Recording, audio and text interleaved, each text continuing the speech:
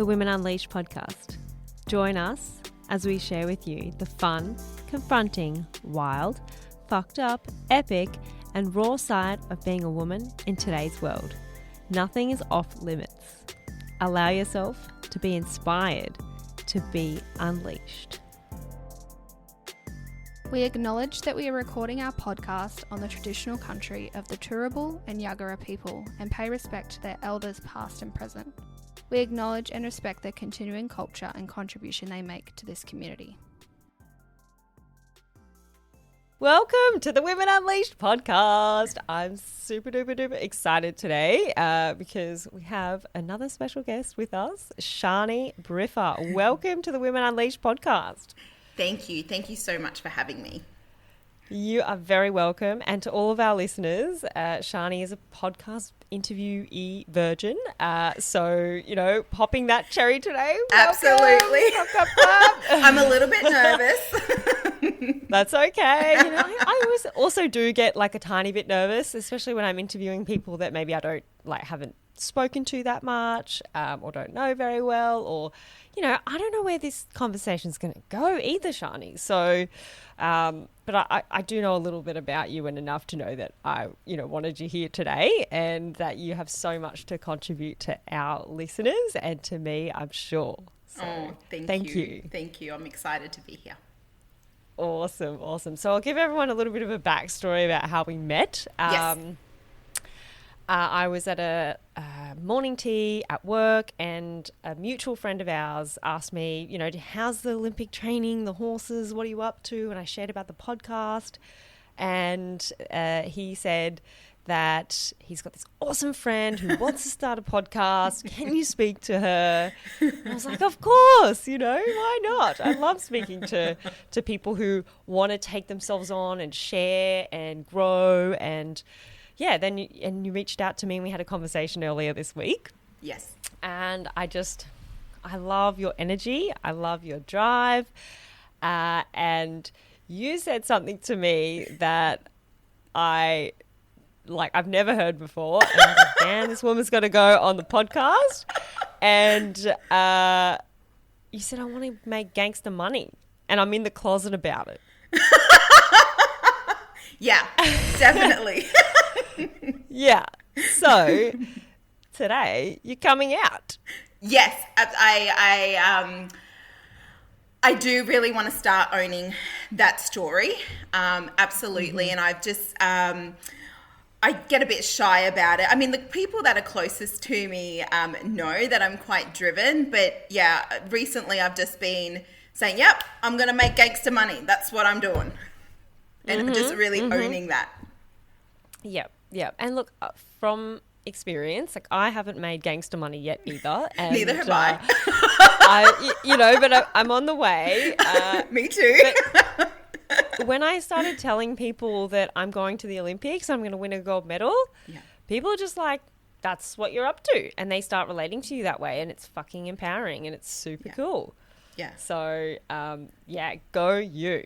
So anyway, that's how we met. On the screen, for people who are watching the video back or any part of the video, it says what you would pronounce as Yanina, your first name, and I called you that for about the first 50 minutes of our conversation. And then I was like, I didn't ask if that's how your name is pronounced, which, hot tip, when you meet new people, names are super important to people. And it's really important to them that you get them right. So... Shani, how do we get from Yanina to Shani? Oh my God. It's such a conundrum.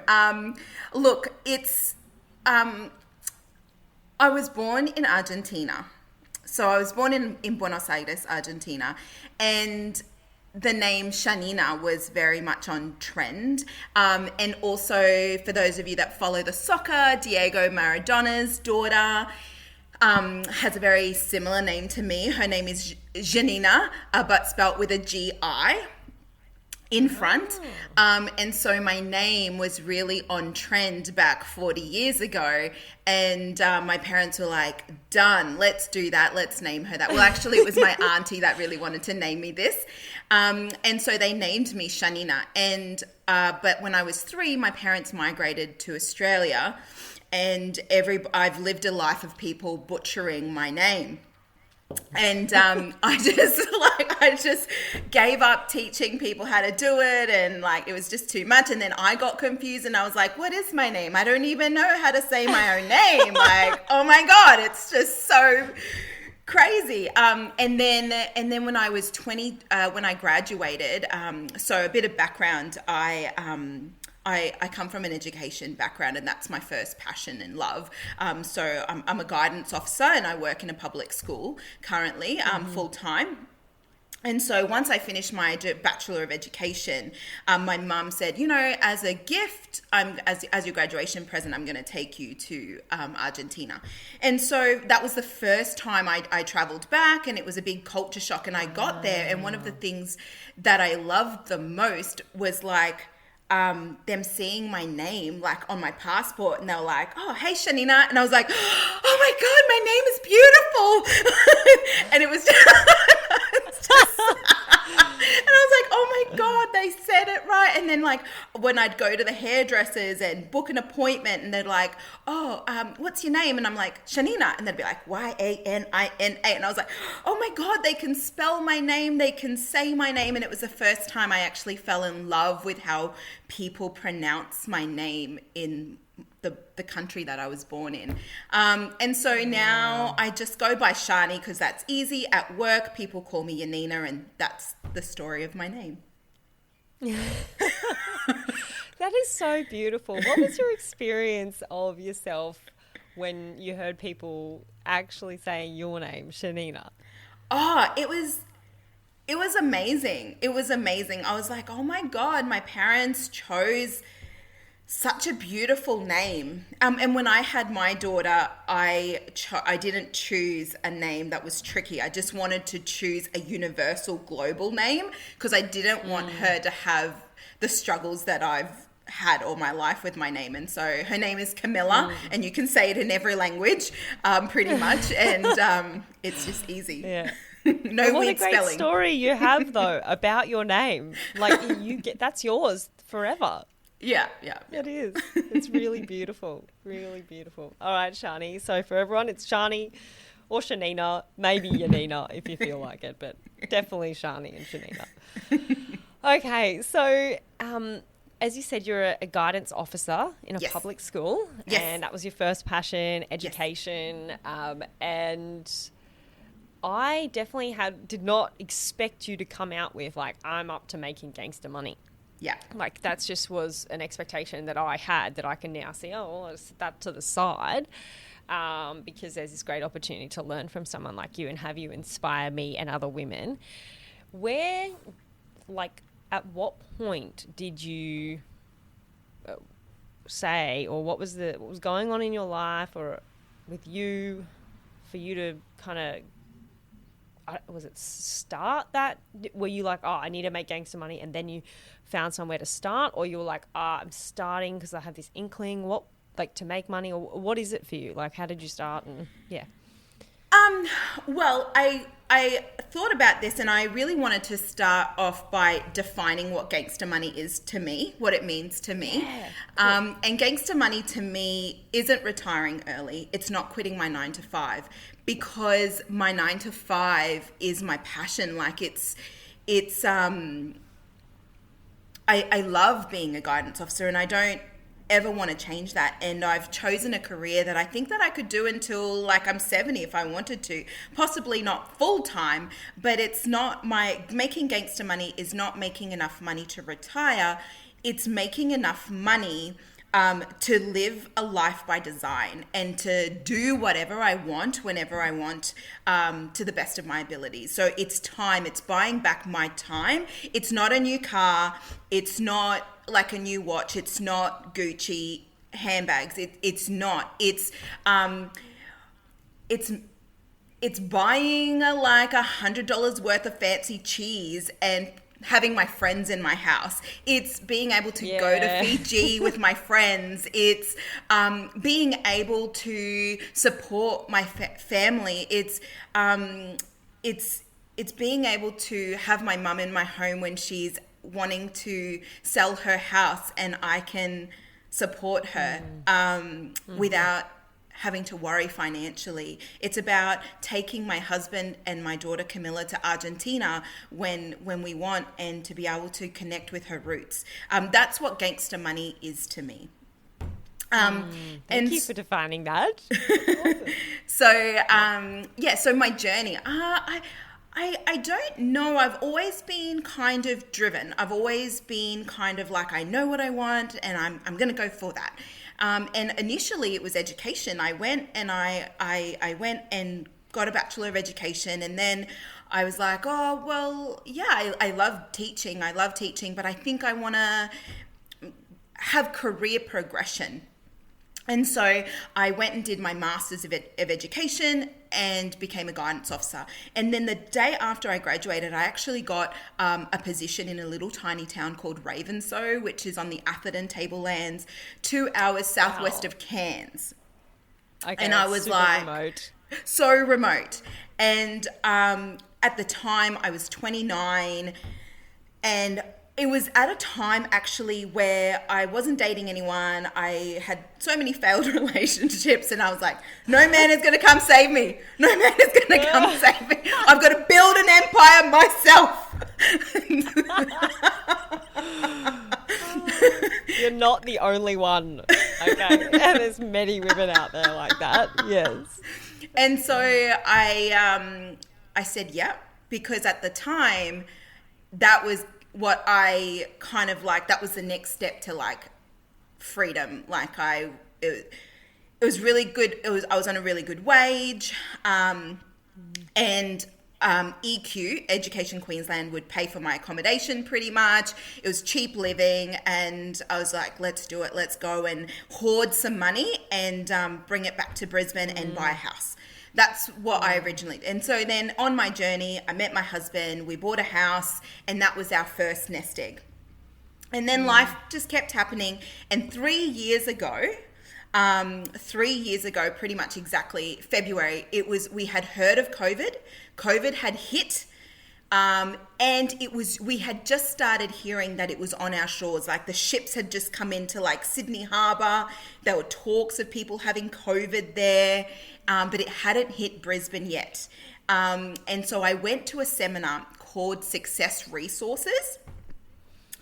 And basically it was just a whole bunch of entrepreneurs selling their products.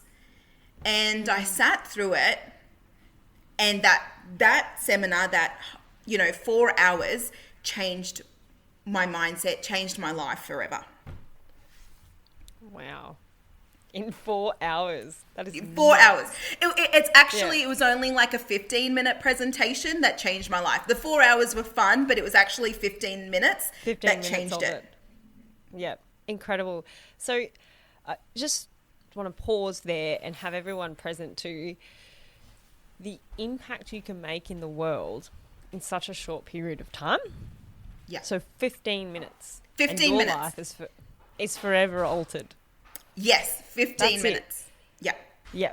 And, give us an insight into the mindset in which you walked into that seminar. Okay, so I walked in because many of you guys would know Tom Bilyeu was headlining it. So he's a motivational speaker. He's pretty big on socials, yada, yada, yada. And I was like, yeah, I'll pay, I think it was like $40 a ticket. And it was just before Valentine's Day. And I said to my husband, I've bought us tickets to this. This is what we're going to do. And he rolled his eyes and he's like, I don't want to do this. This is not my idea of celebrating like anything. And I'm like, well, this is what we're going to do. Yeah, okay, so pause there, right? Like there's a juxtaposition, because some people would be attending that seminar like him, like, this is not my idea of bloody, Valentine's, and as if, and this is not romantic, I don't need this, I don't want this, but I'm going to go with you anyway. He was pretty much kicking and screaming the whole way and rolling his eyes, and this is like, this is ridiculous, this is so annoying, I hate this so much. Yeah, and you're there going like, what are you saying to him? Come on, babe, it's going to be, what are you like? Yeah, I was like, come on, this is what I want to do for Valentine's. Can you just do it for me? And he's just such an incredible husband. And he's like, fine. He gave in and we went. Yeah. Cool. And so you rock up there and are you hopeful? Are you like open? It sounds like you're open. You're like, this is, is there something here for me to discover, or what's your version of it? I didn't actually have any expectations. I just went. Mm-hmm.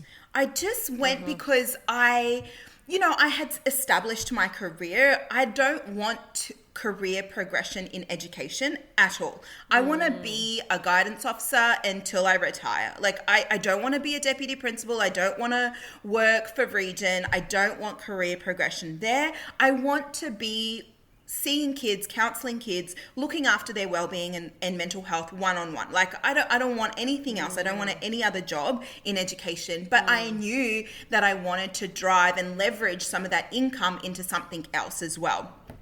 Like my side hustles. Okay. Like, I knew I wanted to grow. But I didn't have any expectations, nor was I like, this is going to change my life. This is going to be it. I just went. I just walked through a door and I was sitting there.